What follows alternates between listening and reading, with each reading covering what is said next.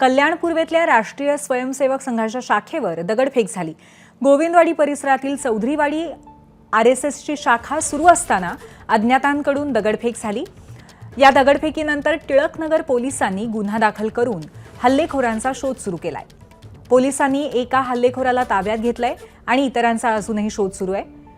घटनास्थळाची पाहणी करण्यासाठी टिळकनगर पोलीस दाखल झालेत आणि याचाच आढावा घेतलाय आमचे प्रतिनिधी सुरेश काटे यांनी।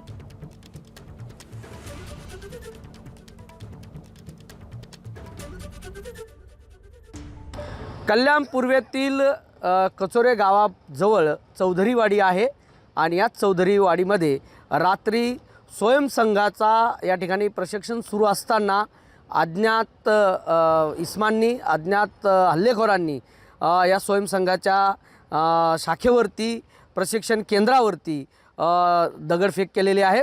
सदर आमचे नेहमीप्रमाणे आमचे स्वातंत्र्यवीर सावरकर नगरामधला एक शिवशंभू संघ शाखा ही कचोऱ्या प्रभागात लागते। त्या प्रभागामध्ये शाखा लागल्या असताना नेहमीप्रमाणे ते रात्रीच्या 8च्या वेळेस पोरं ही 15-20 पोरं होती, लहान लहान पोरं ती शाखा करत होती आणि शाखेच्या अचानक बाजूच्या भिंतीवरनं बिल्डिंगवरनं काही दगडफेक झाली।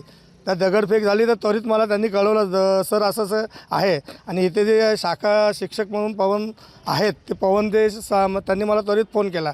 मग त्या संदर्भात आम्ही त्वरित टिळकनगर पोलीस चौकाने आमच्या वरिष्ठांनी कळून ती गुन्हा दाखल केलेला आहे। नेमकं आता हल्ला कशामुळे करण्यात आला होता, काही दंगली घडवण्याचा काही प्रयत्न आहे का, या सगळ्या प्रयत्नावरती या सगळ्या घटनेवरती पोलीस तपास करतीलच।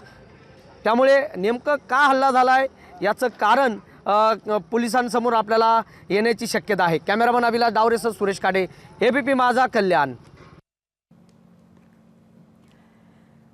तर कल्याणमधली घटना आहे। कल्याणमध्ये राष्ट्रीय स्वयंसेवक संघाच्या शाखेवरती हल्ला झाला।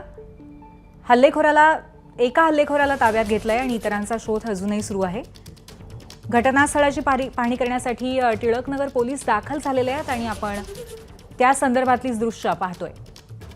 कल्याण पूर्वेतल्या राष्ट्रीय स्वयंसेवक संघाच्या शाखेवर दगडफेक झाल्याची घटना घडली आहे। एबीपी माझा, उघडा डोळे बघा नीट।